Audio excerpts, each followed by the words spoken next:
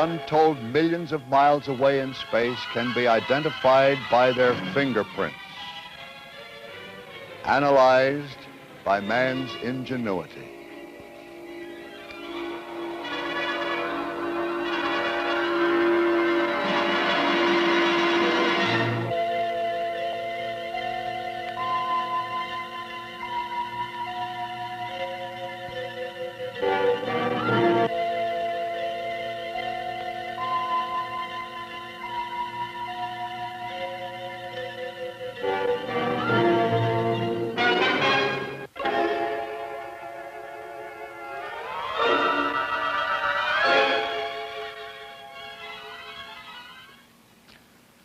This is the starting point of what we are going to talk about today. This is the key to the second great era of astronomy. Man has been looking at the stars for thousands of years, and his conceptions of what they were, of their real nature, were colored, of course, largely by his fancy and by his imagination. And it is only within the last few hundred years that man's mechanical and scientific ingenuity has devised ways and means for him to find out their true nature. Now, we know that every incandescent body in space is producing radiation which streams out from that body in all directions. That radiation travels in a wave motion. The waves are all of the same shape. They differ only in length, and they travel at a constant speed. Some of them are short, as you see here. That shortness, of course, is measured horizontally. Some of them were long ones. Their speed and their shape remain unchanged. They travel at about 186,000 miles a second. They are energy waves. Now, the atmosphere of our Earth absorbs or blocks out many of these waves of various lengths. But there are two windows, you might say, in our atmosphere through which waves of different lengths may pass. Here is one small window which admits waves whose length is between 200,000 and 300,000 to the inch. This wavelength gives us what we call light. This is what we can see, these energy waves between 200,000 and 300,000 to the inch.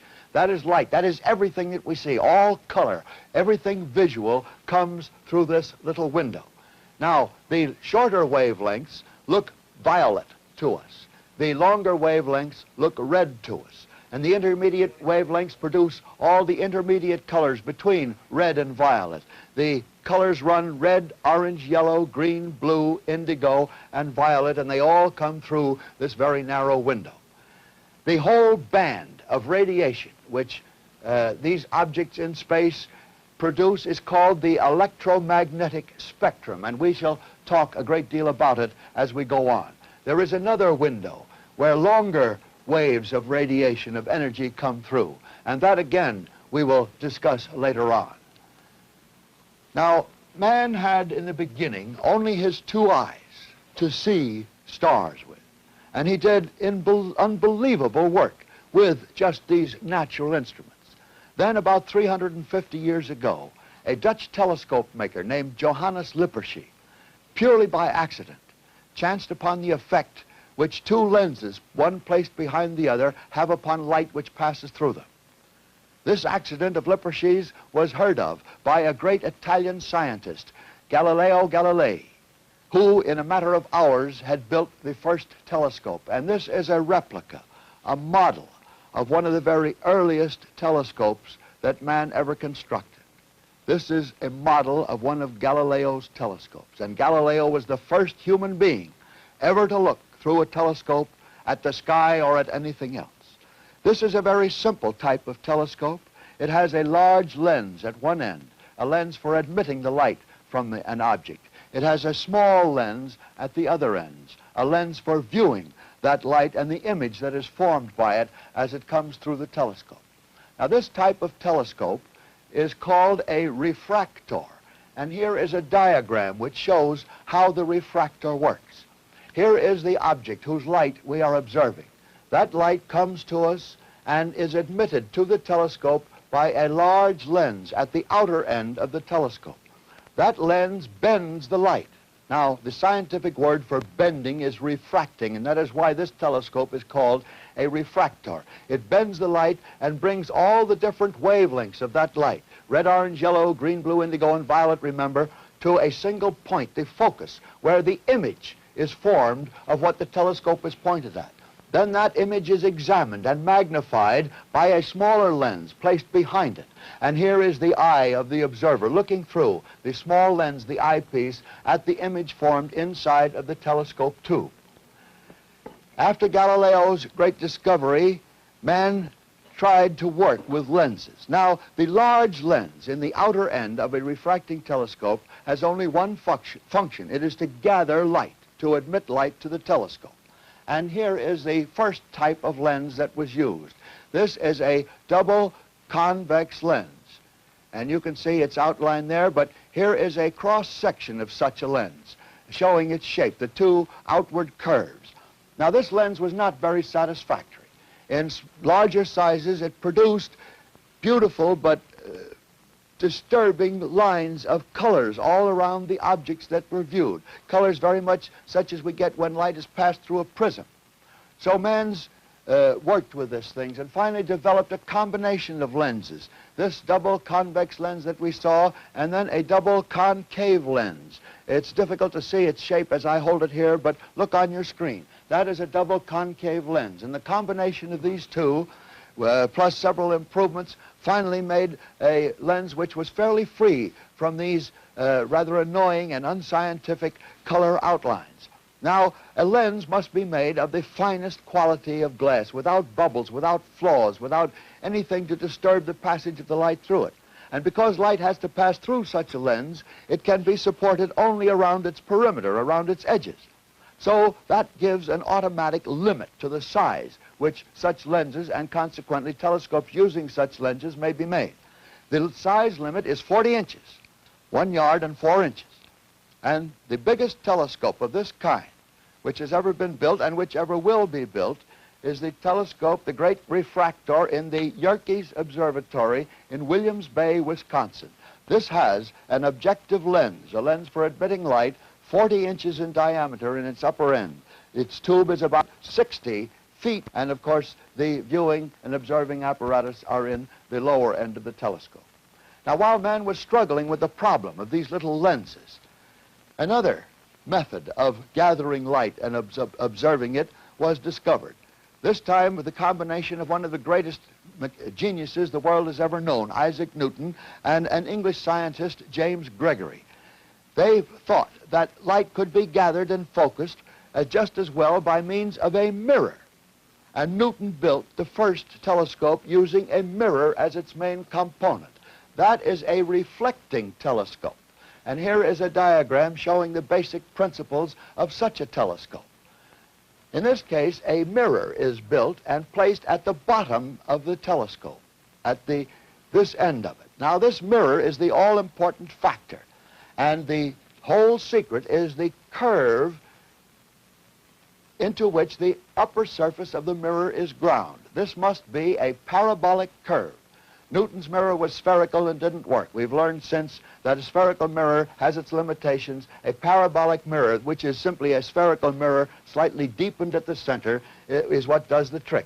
That admits the light through the tube of the telescope, reflects it to a focus high up in the telescope, right back along the path at which it enters. In most reflectors, that cone of reflection is intercepted by a flat mirror set at an angle of 45 degrees, which reflects the cone of light out through a hole in the side of the telescope tube where the eyepiece is put and where this image can then be observed. In the larger reflecting telescopes, other systems are also made available, some of them involving the drilling of a hole through this big mirror and other auxiliary mirrors set up in there to give different optical arrangements for various different purposes. Now, of course, man immediately put his ingenuity to work on this type of telescope. And the culmination of years of experiment, of trial and error, of building these telescopes has resulted in the biggest telescope in all the world. Now, here we can see the figure of an average man, say a 6 feet tall man. And towering above this figure and on the same size scale is this model of the greatest telescope that man has ever built, the great Hale 200-inch reflector at Mount Palomar. Really a magnificent scientific instrument, one of the greatest scientific instruments this man has ever built. It has a mirror working on the same basic principle that Newton discovered. This mirror is 200 inches in diameter. Now that is 16 feet 8 inches, an enormous thing. The mirror itself weighs 14.5 tons. It is made of Pyrex, a very common household material, and Pyrex was selected for the same reason that Pyrex can be used for cooking, because it is not too much affected by changes of temperature. The expansion and contraction of such a mirror must be rigidly controlled because its surface must be perfect to about 1/millionth of an inch. The tube which supports this mirror at the bottom and which holds up here the chamber in which the observer works. Incidentally, this is one of the two telescopes which are big enough so that the observer rides in the telescope while he works, is 55 feet long, this lattice work tube. This is the telescope itself. It is supported by a great metal mounting, and the mounting weighs and the telescope weigh 530 tons, over 1 million pounds. Now, the chief function of a telescope, of course, is that it may be pointed at any part of the sky. And in astronomical work, the telescope must be kept pointed at any individual star for hours at a time sometimes. How can you do that with 530 tons of machinery? Well, that's a problem of engineering and design. And it was solved in this telescope to such an extent that the great Hale telescope at Mount Palomar can be swung through its arc against the motion of the Earth so that it can keep a single star or other object always in view as that star seems to move across the sky. It only takes a motor as big as the motor that runs your sewing machine at home, 1/12 of a horsepower. Now here is a photograph of that great telescope. Here you can see the mirror, the lattice work tube, and the vast ponderous mounting, which nevertheless is so beautifully designed that very little effort is required to move it. Now, not every man can have a 200-inch reflector in his possession. This is a 6-inch telescope. That is to say, the mirror at the base of this is 6 inches in diameter. Now, here is a mirror which is smaller, which is 4 inches in diameter. It's a parabolic mirror. The parabola, of course, is so delicate you can't possibly see the curve. But that is the basic unit of this telescope, a 6-inch mirror. The light from that mirror, because of the shape of its surface, is reflected back up the tube of the telescope till it comes to a focus up here. But before it reaches that focal point, it is picked up again by a flat mirror set at an angle and sent out through this aperture where the eyepiece is put so that it can be observed. This is a finding telescope, a sort of an aiming device to enable the astronomer to pick up more easily these faint, distant objects in the sky. Now, what have we got? We have man looking at them with these two telescopes, the only two he had. Then telescopes came into being and pushed back his horizon of space. And then in 1850, something else happened. The first photograph was taken through a telescope. From that time on, the bigger telescopes are used for photography. No one looks through them. This telescope and others comparable in scope are now cameras. And most modern astronomy is done from photographs. You see, the eye can never see more than it sees when it first looks through a telescope. But a photographic plate, the longer it is left exposed to the light from these objects, the more detail it builds up upon it. And man's memory, well, it can't last anything like as long as a photograph can last. There you've got it. You've got the picture. You can see it. And let me show you here. Here is a photograph of a star. In fact, 4 photographs of the same star taken through an astronomical telescope. In this first picture, this is just about what the eye would see, an exposure of just a second or two, and it shows a very faint star, so faint that we have to outline it with lines to identify it. Another picture with a slightly longer exposure. This star seems a great deal brighter, but look what has happened to the background. Here are more stars which were invisible in the first picture because their light has had a chance to build up on the plate. A longer exposure, perhaps half an hour, shows our original star, the same one, terribly bright, and a great many more stars appearing in the background. They were there all the time, but their light had to have a chance to build itself up. And here is one of some hours. The main star is overexposed out of all recognition, but the background stars, they were there. They're there all the time. No one had ever seen them before, but here they come on this picture, discovered for the first time. So we can see that the camera is one of the most valuable instruments that astronomers can use. But there is another instrument, perhaps equal or in some cases even more valuable than the camera. And this instrument is built around the qualities that a prism has and the way a prism will affect light that passes through it. This effect, again, was first seen and discovered by that incredible genius, Isaac Newton. Here is a diagram of what happens to light when it passes through a prism. Here is the prism, here is a little beam of light going through it. The other side, not the beam of light, but a beautiful band of colors. This is the spectrum. And that word comes from the same root word as our word specter, a ghost. This is the ghost of this little beam of light after it has passed through the prism. All the colors are here, all the colors of the rainbow. In fact, the rainbow is a series of little light passing through the little prisms of raindrops. Red, orange, yellow, green, blue, indigo, and violet. The red light waves are the long ones, the violet are the short, remember. And that this principle has been adopted to an instrument called a spectroscope, which admits light through one tube, where the light passes through a prism. Here you can see the prism, the central, the heart of this instrument, and it is viewed through a small telescope here. A similar instrument to this attached to astronomical telescopes opened a whole new field, a world of wonders in the stars.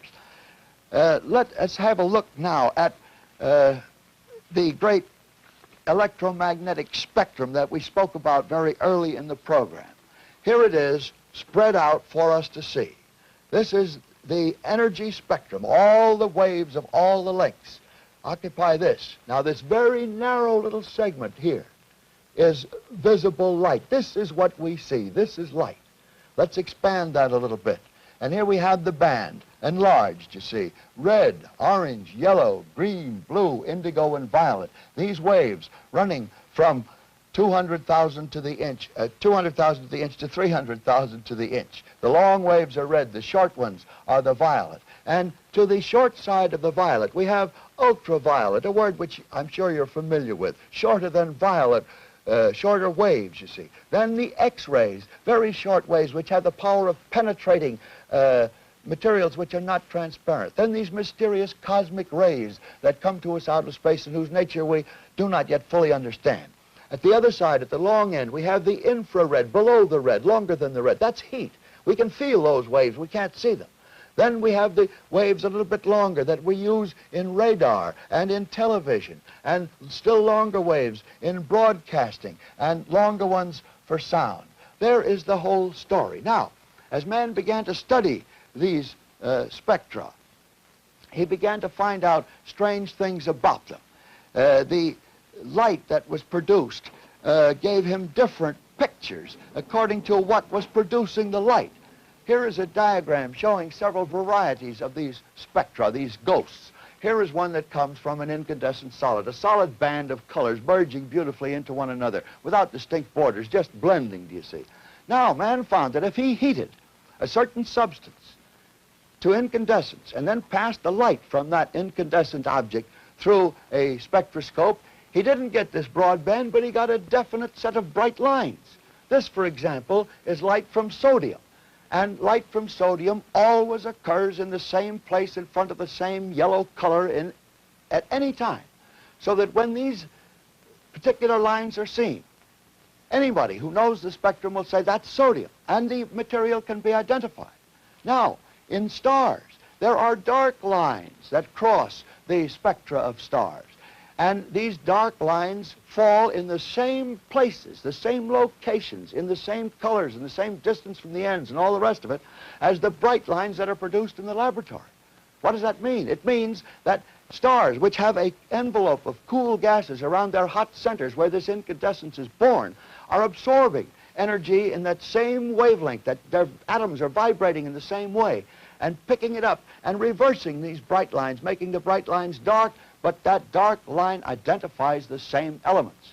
Therefore, we know by the positions of these dark lines, as we see them in the spectra of stars, just what materials are in those stars. And various other indications, their width and their position and so on, will tell us what the temperatures are, how much radiation is exciting these lines. And given a temperature, we have a star's brightness. Given a star's real brightness, we know its distance. You see how valuable this information begins to become, that we get through these little faint lines, this ghost of light. Now, we've set up an experiment over here in the studio.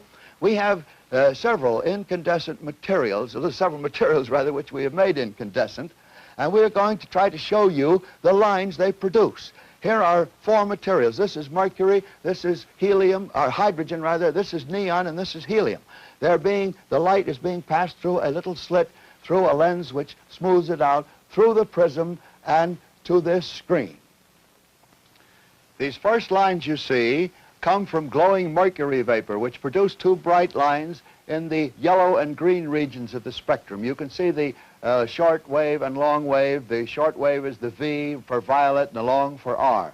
Now we'll change to a hydrogen gas. And see, this should give us a line, very faint line, near the red end of the spectrum. There it is. You can see it right under the R. Do you see it there? That's made by hydrogen gas. Now we have neon, that common vapor which is used in so many advertising signs. That will produce a series of rather broad lines just off the R, beginning to get into the orange field. And finally, we have helium, that rather inert gas which is found in the sun. That produces a line, too, you see, in the orange and yellow sections of the spectrum. Now, these lines, which were found in the stars, the different arrangement of lines in the stars, gave man a basis for a classification of stars by their spectral lines, a spectral classification. And he seized upon it immediately. At first, there were a great many different classes of stars, and they were lettered and numbered according to the alphabet, from A to Z. But it was found that there was a great deal of duplication there, and this was finally boiled down to 10 different classifications: O, B, A, F, G, K, M, R, N, and W. Now, if you want to remember those, there's a very good way of doing it, a little sentence, which astronomers use when they're studying their science. O, B, A, fine girl, kiss me right now, wow. So if you pick that up, if you want, it may come in handy sometime. These dark lines can also tell us a number of other things about the stars. In addition to their temperature, we have noticed that we know that stars move, and these lines tell us how they move. If a star is moving away from us, its motion spreads out and lengthens. The wave, remember the wavelengths, it lengthens it. And the whole system of lines in the spectrum of that star will be shifted toward the red end of the spectrum. You may have heard of the red shift. Well, this is what it is. Conversely, if the star is coming toward us, it is compressing, squeezing those waves. They become shorter, same shape, same speed, but shorter. And the system of lines is shifted toward the blue end of the spectrum.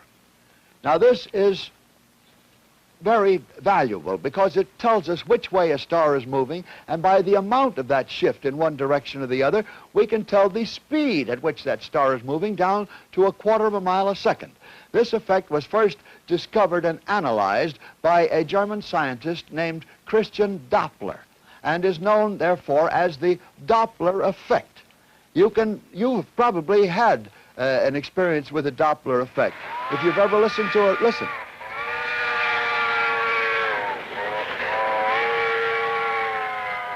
Do you hear how that train whistle that you just heard and saw, do you hear how it dropped in pitch? That's the Doppler effect. The same thing, sound waves, you see. The motion of that train away from you lengthened out the sound waves and lowered their pitch. So it is with light. They lengthen the light waves and shift them toward the red. This is the famous red shift, and gives us the speed of recession, the speed at which objects are moving away from us in space. So with many other things, we have learned through a study of the spectra of stars. Now, this other window that we spoke about earlier, this is the window that is open to wavelengths considerably longer than those we can see. And these wavelengths we can study and analyze by the very newest branch of astronomy, radio astronomy. These waves can be picked up by what we call radio telescopes, which are really very complicated and tremendous radio receivers. Here is one of them, a great bowl-shaped affair, and you can see it there. Now, these are usually arranged so that they can be pointed at any part of the sky. And one of the biggest of these, the very largest one that's so far been built, is built in England at the Jodrell Bank. Here it is. Look at it. And you can see, if you watch it closely, that it's moving slightly. Well, these can be moved. This is 250 feet in diameter. Now, the information that we are getting from the short waves of energy received through these tremendous radio telescopes is changing the whole picture out there for us, giving us new outlines to the stars, to the great families of stars, to the galaxies, bringing us news of things which are hidden from us behind clouds of dust, because that dust stops the short waves that we can see, but lets these long ones come through, the ones we can hear. And we have even heard messages from one of our own sun's family in space, Jupiter, the biggest planet in the solar system, and one which has a temperature of 150 below zero. You'd think it couldn't radiate, has. And that sound that Jupiter made, invisible waves, but audible waves, has been heard. Listen. Listen to Jupiter now. You'll hear a rough grating background noise. That's the overall radiation. But Jupiter should produce occasionally a high, clear, bell-like note. That's Jupiter speaking to you from 500 million miles. Now, look back for a minute over what we've talked about today. Man has looked at the stars with his eyes, done wonders, learned an amazing number of things about them just through watching and thinking about them. Then came the telescope, and man's horizon, his sky horizon, was pushed back. Untold millions of miles, more things that he never dreamed of, were made visible up there. Then he could take pictures of them and record these wonders for future study, pictures that would last forever and which could be duplicated. We've got astronomy in our photographic cabinets. Then the spectroscope. There we unlock the secrets. We know as much about the star as though we had it in our two hands at a library table, putting thermometers in it, analyzing it, tearing it apart, finding out what it's made of. And now the last window that we have opened is radio astronomy. The whole universe is taking on a new dimension, a new shape. We are hearing more, learning more. We can't say we are seeing, but we are finding out more about it. And who knows what great boundaries will be discovered in this last development.